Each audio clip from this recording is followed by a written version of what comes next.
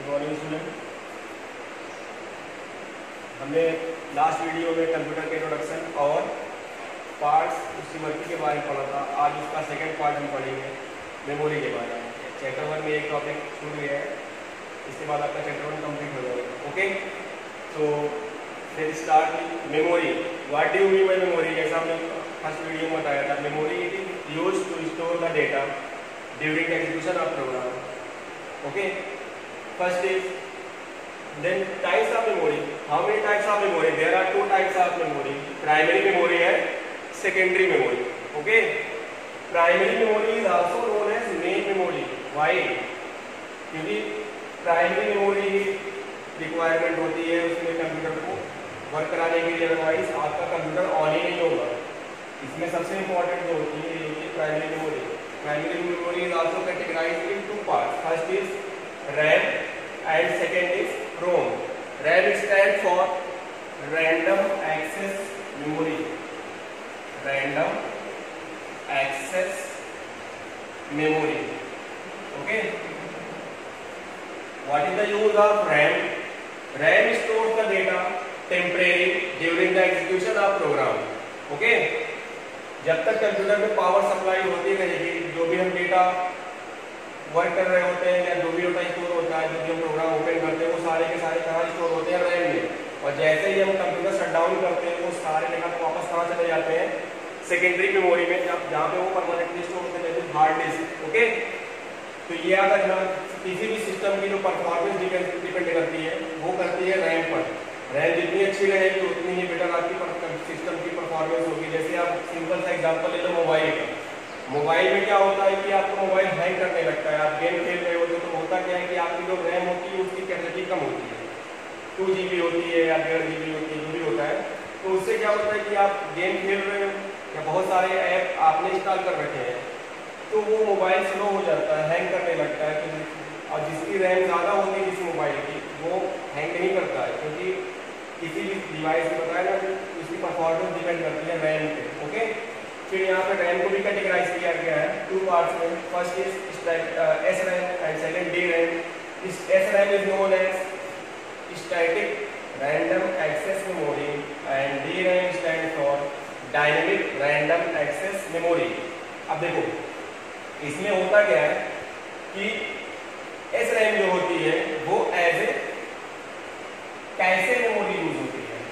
Cache memory आपने नाम सुना होगा कि जो भी प्रोग्राम हम फ्रीक्वेंटली यूज करते हैं, जैसे हम MS वर्ड में कोई भी प्रोग्राम हम डेली ओपन करते हैं कंप्यूटर पर, तो जो प्रोग्राम हम डेली ओपन करते हैं वो फ्रीक्वेंटली जिसको बोलते हैं वो स्टोर होता है कैशे मेमोरी में, वो CPU में नहीं होता है डायरेक्ट, ताकि हम उसको जल्दी से एक्सेस कर सकें। ओके, और डायनेमिक रैम जो बेसिक रैम होती है उसकी तरह यूज होती है, बट दोनों में डिफरेंस ये है कि स्टैटिक रैम को हमें बार बार रिफ्रेश करने की जरूरत नहीं पड़ती है डेटा को स्टोर करने के लिए, बट डायनेमिक रैम रिफ्रेश करने की जरूरत पड़ती है डेटा को स्टोर करने के लिए। जैसे आपने कोई डेटा डिलीट किया तो जो मेमोरी ब्लॉक होता है उसमें जो उसके खाली ब्लॉक हुए उसमें तब तक नए डेटा स्टोर नहीं होंगे जब तक आप उसको रिफ्रेश नहीं करोगे। ये कंडीशन अप्लाई होती है डायनेमिक रैम में। इसमें आप रिफ्रेश करोगे देन उसमें आप नया डेटा स्टोर कर सकते हो, बट इसमें क्या है आप डिलीट करते रहो, डेटा स्टोर होता रहेगा, इसको रिफ्रेश करने की रिक्वायरमेंट नहीं है। Next one is part of primary memory, ROM. ROM stand for read only memory. ऐसा नाम से क्लियर है, read only memory means we can only read the information that is stored in ROM. Okay, एक word होता है volatile and non volatile memory. Volatile and non volatile. Volatile means the data will be stored from that memory after switch off the computer, that is known as volatile memory. Means जब हम computer shut down करते हैं जिस memory से data delete हो जाता है वो होती है वोलेटाइल मेमोरी, और वो इसका एग्जांपल होता है रैम। ओके, बट अगर हम कंप्यूटर शट डाउन कर रहे हैं और डेटा उसमें से डिलीट नहीं हो रहा है तो वो होती है non volatile memory. Non volatile memory means Those type of memory in which data will not be deleted after turn off the computer is known as non volatile memory. इसमें आपका रोम भी आ जाएगा और सेकेंडरी स्टोरेज डिवाइसेस जितनी भी होती है वो सारी की सारी इसमें आ जाएगी। ठीक है, तो इसकी बात करते हैं इसके पार्ट्स पर। इसके कई सारे टाइप्स होते हैं, बट हमने यहाँ पे कुछ लिखे हुए हैं। फर्स्ट इसमें है मास्क रोम। मास्क रोम में क्या होता है? Mask read only memory. इसमें क्या होता है कि जो इन्फॉर्मेशन होती है, जो कंप्यूटर जब मैन्युफैक्चर किया जाता है उसी टाइम पे इसमें इन्फॉर्मेशन स्टोर कर दी जाती है। बेसिकली इस पे जो स्टोर होता है वो होता है रोम। एक होता है program BIOS, basic input output system, जो आपके इस कंप्यूटर को स्टार्ट करने के लिए रिस्पॉन्सिबल होता है। इसको कभी कभी रोम बायोस भी आप पढ़ोगे, इसका नाम दिया होता है क्योंकि ये रोम में ही स्टोर होता है। Okay, next one is P ROM. इसका मीन्स होता है, इसका फुल फॉर्म होता है programmable read only memory. Means इसमें जो भी प्रोग्राम स्टोर किया गया है उसको हम सिर्फ रीड कर सकते हैं, उसमें कोई चेंजेस या उसको डिलीट नहीं कर सकते हैं। Next EPROM. EPROM stand for erasable programmable read only memory. इसका मीन्स ये है कि इसमें स्टोर प्रोग्राम को हम इरेज कर सकते हैं। इसमें नहीं कर सकते थे, इसमें सिर्फ रीड कर सकते थे, बट इसमें हम प्रोग्राम को रीड कर सकते हैं, साथ ही साथ उस प्रोग्राम को हम डिलीट कर सकते हैं। इससे डिलीट कर सकते हैं अल्ट्रावायलेट रेज से, यूवी रेज जो होती है उसके थ्रू हम इसमें राइट इंफॉर्मेशन को इरेज कर सकते हैं। Next one is EEPROM. अब देखो यहाँ पे इसका फुल फॉर्म करना बहुत आसान है। पीरोम का तो प्रोग्रामेबल रीड ओनली मेमोरी, इसमें एक ही बढ़ गया तो इसका मतलब हो गया erasable programmable read only memory. After that एक ही और यहाँ पर एक बढ़ गया तो इसका फुल फॉर्म यही रहेगा, erasable programmable read only memory. यहाँ पर एक वर्ड एक्स्ट्रा ऐड हो गया, सॉरी एक लेटर ई, जिसका फुल फॉर्म होता है इलेक्ट्रिकली। तो electrically erasable programmable read only memory. इसमें क्या होता है? We can delete the information of this ROM by high voltage current. इसमें किससे इरेज कर रहे थे? अल्ट्रावायलेट रेज से, बट इसमें इरेज कर सकते हैं हाई वोल्टेज करंट से। एंड लास्ट इसका टॉपिक है electrically alterable programmable read only memory. ऊपर के जो दोनों टाइप थे रोम के, उसमें हम इंफॉर्मेशन को डिलीट कर रहे हैं, पूरी इंफॉर्मेशन डिलीट हो जा रही थी, बट अगर हम चाहते हैं कि जो इन्फॉर्मेशन है अगर उसमें हम कुछ चेंजेस करना चाह रहे हैं, मीन्स कुछ इन्फॉर्मेशन रहे और कुछ उसमें से हम अलग से ऐड कर रहे हैं, उसमें कुछ मॉडिफिकेशन कर रहे हैं, तो उसके लिए ये रोम यूज होती है। इसमें क्या होता है कि इसका फुल फॉर्म होता है erasable alterable, electrically alterable. Alterable का मतलब, अल्टर मतलब होता है चेंज करना, एडिट करना। ओके, तो इसमें जो भी इंफॉर्मेशन स्टोर होती है उसको हम एडिट कर सकते हैं, चेंज कर सकते हैं। ठीक है, next secondary memory. Secondary memory is used to store the data permanently. आप देखे होंगे मोबाइल में मेमोरी कार्ड यूज होता है, सीडी में आपका जो डेटा है, पावर सप्लाई होती है नहीं होती है, लेकिन उसमें डेटा परमानेंटली स्टोर रहता है। तो किस टाइप की मेमोरी होगी? जो बताया हमने, नॉन वोलेटाइल मेमोरी।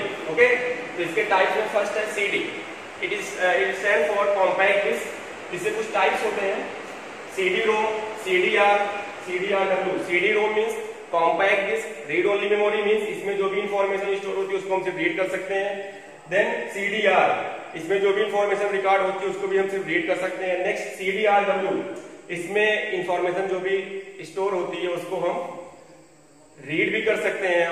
डब्ल्यू का मतलब होता है रीडेबल, राइटेबल, मतलब आरडब्ल्यू मतलब रीडेबल, राइटेबल मीन्स हम इसको रीड भी कर सकते हैं और राइट भी कर सकते हैं इसमें इंफॉर्मेशन। और उसकी जो कैपेसिटी होती है वो होती है 700 MB टू 800 MB, उसकी स्टोरेज कैपेसिटी होती है। बट उससे अच्छी कौन सी आ गई?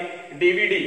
DVD stand for digital versatile disc. Okay, इसकी जो कैपेसिटी होती है 4.7 GB से लेकर के 8 GB तक या 9 GB तक भी आती है। ठीक है, इसका जो टाइप्स होते हैं जैसे यहाँ भी होता है डीवीडी रोम, डीवीडी आर और डीवीडी आरडब्ल्यू। ठीक है, इसमें क्या होता है? डीवीडी रोम में मीन्स जो भी इसमें इंफॉर्मेशन या प्रोग्राम रिकॉर्ड किया जाता है सिर्फ हम उसको रीड कर सकते हैं, ये नहीं कि उसको हमने डिलीट किया उसमें वापस से नई इंफॉर्मेशन हम ऐड करें। डीवीडी आर ये भी वही है, सिर्फ हम रीड कर सकते हैं, उसमें कोई चेंजेस नहीं कर सकते। नेक्स्ट है डीवीडी आरडब्ल्यू। इसका मीन्स वही है कि हम रीडेबल है, राइटेबल, हम इसमें इंफॉर्मेशन को रीड कर सकते हैं और इसमें नई इंफॉर्मेशन राइट कर सकते हैं। जैसे आपके पास डीवीडी आरडब्ल्यू वाली ड्राइव है, डिस्क है, तो इसमें आप क्या कर सकते हो कि जो इंफॉर्मेशन पहले से स्टोर है उसको आप डिलीट कर सकते हो, उसके बाद इसमें नई इंफॉर्मेशन आप खुद से स्टोर कर सकते हो। Next one is HDD blue रे डिस्क, इसकी जो कैपेसिटी होती है वो होती है 50 GB। अगर सिंगल लेयर ब्लू रे डिस्क है तो उसकी जो कैपेसिटी होती है 25 GB, ठीक है। अगर डुअल लेयर है तो उसमें 50 GB। It is used to store the high definition data, HD data, okay.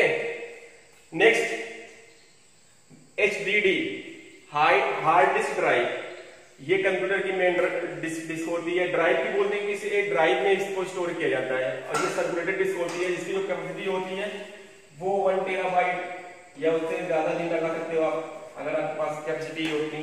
Pen drive आप लोग जानते ही हो, what is the use of pen drive? It is used to transfer the data between two computers और two systems. कहीं से भी कर सकते हो आप, बहुत इजीली फॉरवर्ड कर सकते हो, कहीं से भी आप इसको ले जा सकते हो। आपको ले जाना हो डेटा उसमें छोटी सी होती है, उसको में रख लिया बस हो गया।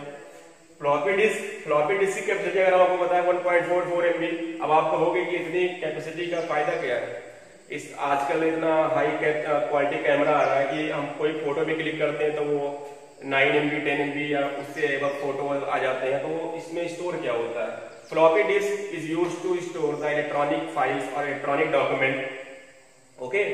जो भी प्रोग्राम फाइल होती है, कभी आप उसकी डिटेल्स में जाना देखना, उसकी जो स्टोरेज कैपेसिटी होती है वो 1 KB या 2 KB ऐसी होती है, तो उस फ्लॉपी डिस्क में उसको स्टोर करते हैं। और लास्ट बहुत इंपॉर्टेंट है क्लाउड स्टोरेज। क्लाउड स्टोरेज का मतलब ये होता है, जैसे आप लोग गूगल ड्राइव जानते ही होंगे, ठीक है। इसमें जो डेटा होता है वो कहाँ पे सेव होता है? वो सेव होता है ऑनलाइन। आपने डेटा का बैकअप ले रखा है गूगल ड्राइव पे, आप अपने मोबाइल से डेटा डिलीट कर दो, बट वहां पे वो डेटा परमानेंटली सेव रहेगा। इसका फायदा क्या है कि आपका मोबाइल खराब हो जा रहा है आप या चोरी हो जा रहा है, खो जा रहा है, तो आप नई मोबाइल लोगे, आपको अपना गूगल ID और पासवर्ड याद है, उसको एंटर करोगे और पूरा डेटा वहां से आप रिस्टोर कर सकते हो, ठीक है। तो ये हो गया आपका चैप्टर 1 कंप्लीट। अगर कोई प्रॉब्लम होगी तो